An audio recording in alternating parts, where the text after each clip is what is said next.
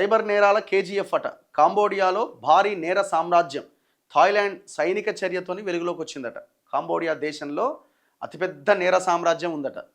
Thailand ఆ దేశం పైన సైనిక చర్యకు దిగితే మొత్తం వెలుగులోకి వచ్చినాయి. ఇగో ఒక భవన సముదాయంలో వేల మందిని బంధించి వారితో సైబర్ నేరాలు చేస్తున్నారట. మీరు చూడండి, ఇప్పుడు వేరే వేరే దేశాలకి ఇక్కడ నుంచి వెళ్తారు కదా, వాళ్ళని పనుల పేరుతో అక్కడ వాళ్ళని బంధించి ఈ సైబర్ నేరాలు చేయిస్తారు. మనకి తెలుగులో కూడా ఫోన్లు చేస్తుంటారు సైబర్ నేరాలకు పాల్పడే వాళ్ళు ఎక్కడి నుంచి చేస్తారు? వేరే వేరే దేశాల నుంచి బందీలైన వాళ్ళు మనకు ఫోన్లు చేస్తారు. వాళ్ళతో ఒక పెద్ద ముఠాలు అట్లా చేయిస్తుంది. సో అట్లాంటిది ఒకటి కాంబోడియాలో ఉన్నదట. ఒక భవనంలో అట వేల మందిని బంధించి వారితో సైబర్ నేరాలు చేస్తున్నారట.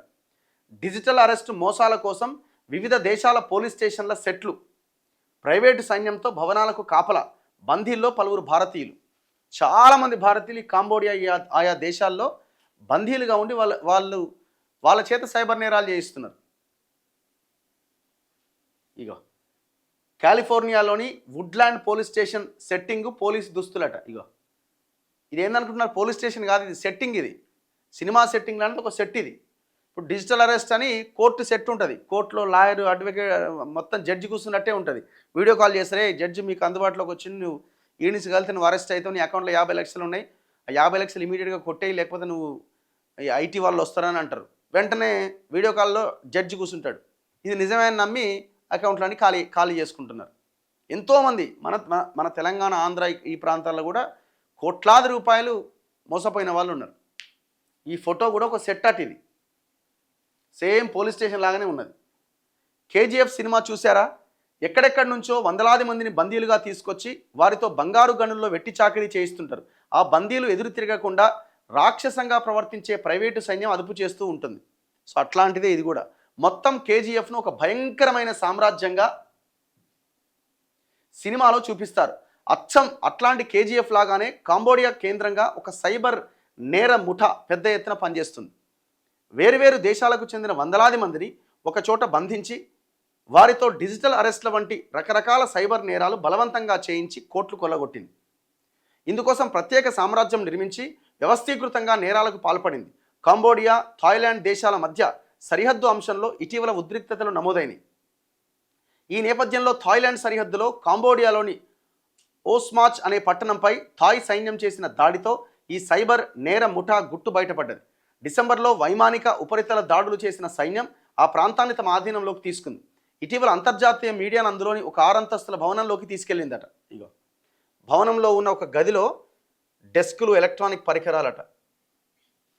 మొత్తం ఇక సినిమా అన్నమాట. ఇక పోలీస్ స్టేషన్ సెట్టింగ్లు ఉన్నాయట. వందలాది ఫోన్లు, కంప్యూటర్లు. Bharat, China, Australia, Indonesia, Vietnam, Singapore, Brazil తదితర దేశాల్లోని పోలీస్ స్టేషన్లను తలపించేలా ప్రత్యేకంగా వేసిన పోలీస్ స్టేషన్ సెట్టింగ్లు, ఆయా దేశాల పోలీసుల దుస్తులు, జాతీయ జెండాలు ఆ భవనంలో దొరికినాయట.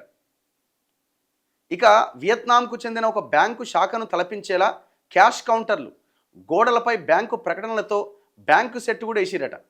ఇక భవనంలోని గదుల్లో ఎక్కడికెక్కడ కంప్యూటర్లు, బోర్డులు, రకరకాల పత్రాలు, మోసం ఎలా చేయాలి అనే ప్రణాళికలు దొరికినాయట.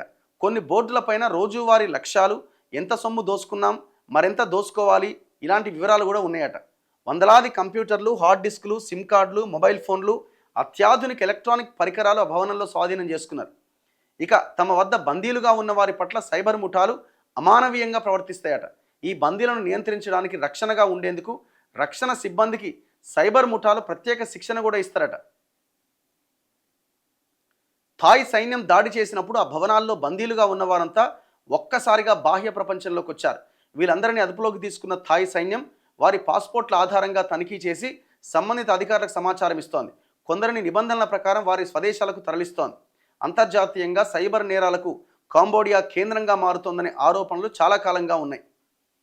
చూడండి ఎట్లున్నదో పరిస్థితి. కేజీఎఫ్ అంటే దాని మించిన సినిమా ఇది.